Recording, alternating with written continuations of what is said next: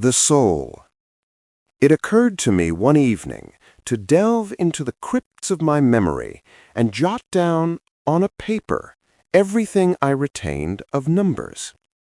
My passport number, my car's license plate, my apartment number, my family ID number, and the telephone numbers of friends and colleagues I know. The numbers for utilities and newspapers, the multiplication tables I know by heart, and the basic addition, subtraction, and division operations I know primitively. The dates of my birth, the births of my children, and constants mathematics and science, such as the approximate value of pi, the speed of light, the speed of sound, the sum of a triangle's angles, the boiling point of water, and what I learned in medical college about blood sugar levels, the count of red and white blood cells, blood volume, pulse rate, respiratory rate, and drug dosages. In moments, several pages of hundreds of numbers had gathered under my hand, flowing through my mind, flashing like lightning, as if I were an electronic computer. The scene was astounding. How do I store this immense quantity of figures? How long is a number, 6 or 7 digits? And where do these numbers hide within the brain's convolutions? How are they summoned, flashing into consciousness like a fleeting lightning bolt? And by what method do these numbers align into distinct numerals, each with its attached explanatory memo clarifying its significance and meaning? How do hundreds upon hundreds of these numbers accumulate in our memory without becoming confused or erasing one another? And beyond numbers, there are names, terms, words, shapes, and faces crowding our heads. There are the natural landmarks we have wandered, the places we have visited. There are scents, and for every scent, an image of a woman we knew, or a scene we remember, with yearnings, passions, stories, and a screenplay of thousands of clips. There is food and flavors. A taste comes to the mouth, and saliva flows with longing, or nausea stirs with disgust. With every taste, a reel plays, telling of a lavish banquet one day, or a bitter dose of medicine and a long debilitating illness, and the pains of a bygone ailment. Even the silky touch of a breeze and the scent of the beach are preserved by our memory, and a gust of humid air blows over us as if we are reliving it anew. Even sounds, whispers, murmurs, clamor, screams, noise, wailing, sobs, a segment of music, a line from a song, a slap on the face, the crack of a stick on the back, the death rattle of pain, all of this is preserved and recorded by memory with new precision and fidelity, accompanied by a card with the date and occasion, the names of the people, the circumstances of the event, and a minutes of proceeding of the statements, a miracle named memory. We have with us a true monitor who writes with pen and paper every thought in our hearts, and what we sometimes imagine we have forgotten, we discover we have not. It exists, appearing to us suddenly in a moment of relaxation, or a dream, or after a drink, or in a psychiatrist's clinic. Sometimes it appears in a slip of the tongue or spelling mistake. Nothing is ever forgotten, and nothing is lost. The past is indeed written, moment by moment, and heartbeat by heartbeat. The great question indeed, the perplexing enigma, is where do these images exist? Where is this secret archive? A question that more than one scientist and more than one philosopher has attempted to answer. The materialist philosophers said that memory is in the brain, that it is nothing more than electrochemical changes occurring in the substance of the brain as a result of the neural action of events, exactly as happens to a recorder's tape during recording. They said these recorded coils are stored in the brain and rotate automatically at the moment of attempting to remember, thus replaying what was stored with fidelity and precision. Memory is merely an engraving and carving onto the substance of cells, and its fate is to wear out and erode, just as engravings wear out and erode. And its matter ends when a person ends with death and his cells decay. A comfortable and easy opinion, but it landed its proponents in a predicament they could not escape. For if memory is merely a material accident occurring in the substance of cells, then memory should be impaired by any material damage to the substance of the brain cells, and there should be a correlation between the two events. Every loss in a specific memory must correspond to damage in the specific corresponding cells. This is something not observed in brain injuries and diseases. Indeed, the opposite is observed.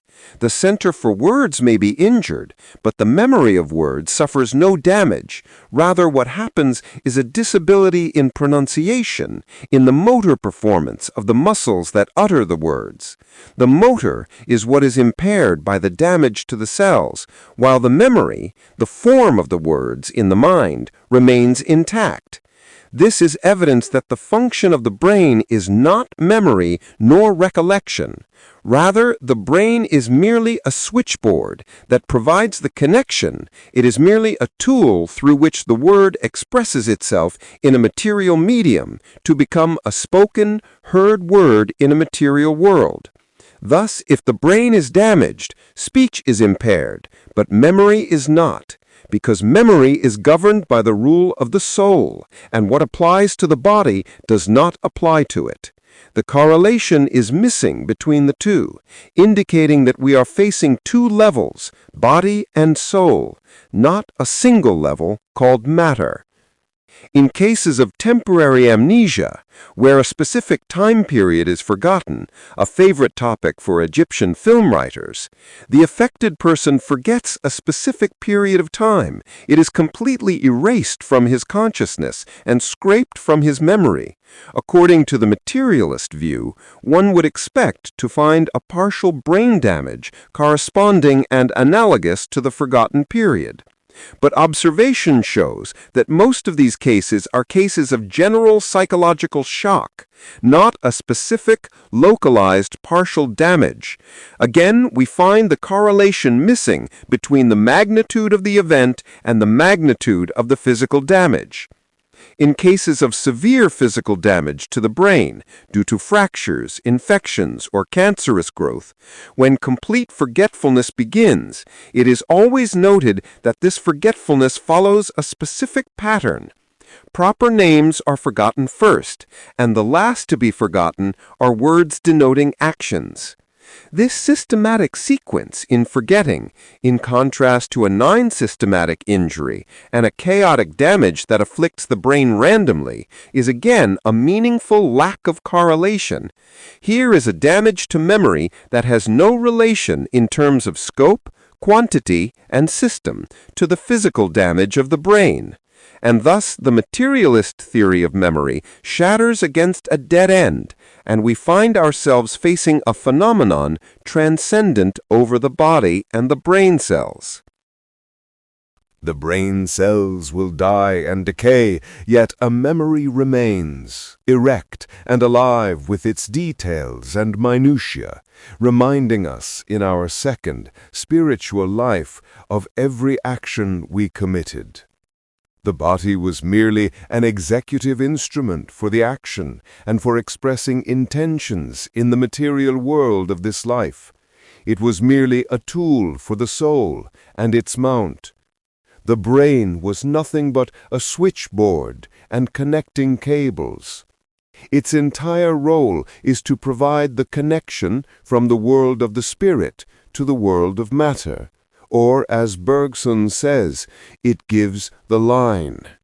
The nerve cables transmit the content of the soul and convert it into an electronic impulse, which the tongue muscles at the other end utter, just as the radio does with the wireless wave.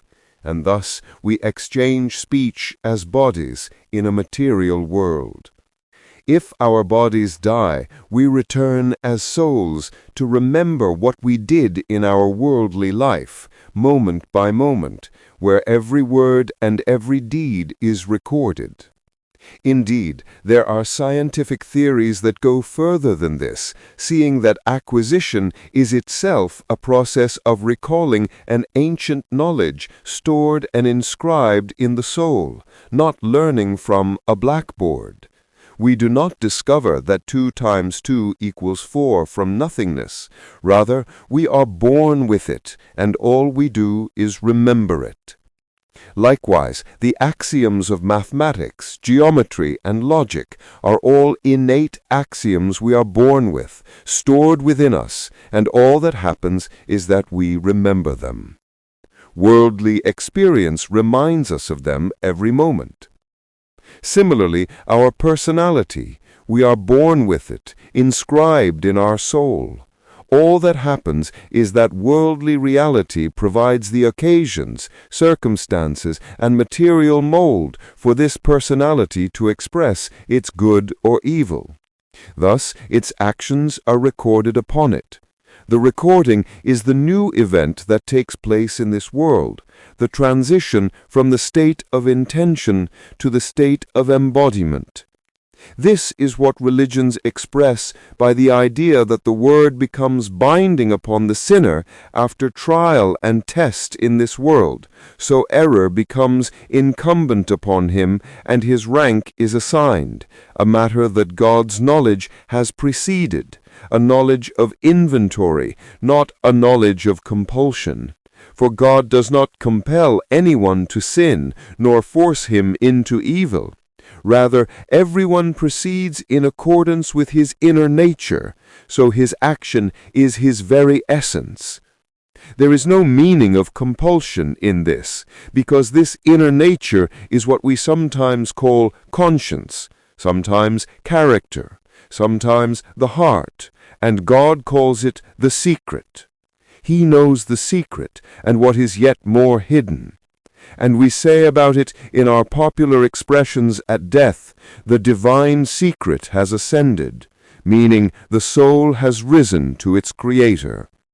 This sealed secret is, from the beginning, free and an initiative that God has liberated from all restraints, so that its action is its very self, and its inclination is indicative of it. Hence, it is incorrect to speak of determinisms in the human realm, like the inevitability of class struggle or historical determinism, because man is a free realm, not a nail or a cog in a machine. And just as it is impossible to predict what tomorrow brings in an individual's life, it is impossible to speak of determinism or compulsion in the realm of societies and history. All that can be said is estimation and probability based on statistical premises, an estimation that can be right or wrong, and has variance at its extremes. For example, the average human lifespan in England is 60 years. This average is a statistical mean taken from numerical averages, and it is not binding on the individual. An individual like Bernard Shaw in England might live more than 90 years, exceeding the average, or he might die at 20 in an accident, or die as a child from a congenital disease. Then the average itself is susceptible to fluctuation, rising and falling from one year to the next. Thus, it is incorrect to speak of determinism and compulsion in this matter, and it is not permissible to subject the human realm, whether an individual, a society, or history, to the mold of a theory, an equation, a statistical calculation, or a philosophical individual. Rather, the erroneous idea of determinism comes from the misconception of man as a body without a soul, without a spirit, and of the mind, considering the soul and mind as merely a set of higher functions of the nervous system. From the observed reality of the body's subjection to physiological laws, the materialist thinker concluded that man, and all of humanity, is bound by material laws. Thus he makes of man a material mass, more like the mass of the moon, governed in its rotation around the earth and the sun by astronomical inevitabilities. He forgets that man lives on two levels: the level of external, objective, material time, clock time, and in this time he is bound by appointments and social necessities, living in the captivity of laws and determinisms, and the level of his own internal time, the time of feeling and the time of dreams.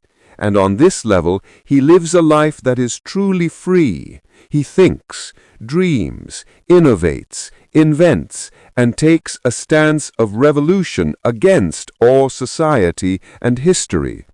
Indeed, he can transfer this internal revolution to external action, overthrowing society and changing history from its foundation, as happened in all progressive revolutions. This duality is a characteristic unique to man. This free internal life is specific to man alone, not inanimate matter. This soul that he possesses is characterized by attributes different from and opposed to the attributes of inanimate matter. Here we are facing a unity that has no extension in space, the I, characterized by presence, permanence, personhood, beingness, and constant presentation in consciousness. It then imposes itself on external reality and changes it, and imposes itself on the body, ruling it, leading it, and rising above its necessities, imposing upon it fasting and deprivation by choice. It may even lead it to death in sacrifice and martyrdom. Such a soul cannot be merely a secondary product of the body, a tail following it, a matter that evolved from it. Such materialist theories explain nothing to us. Rather, we must concede that this soul is elevated above the body, transcendent over it, and that it is of an essence different from the essence of the body and rules over it. It, in fact, uses the body as a tool for its purposes and as a mount for its goals, just as the mind uses the brain as merely a connection or a switchboard. The intuitive probability must occur to us that this soul cannot be subject to what befalls the body, death, decay, and decomposition, by virtue of its essence, which it feels itself to be characterized by presence, permanence, and personhood in consciousness, all the time. It does not decay as the body decays, nor does it fall out as hair falls, nor does it wear out as teeth wear out, and it is entirely intuitive to imagine its permanence after death.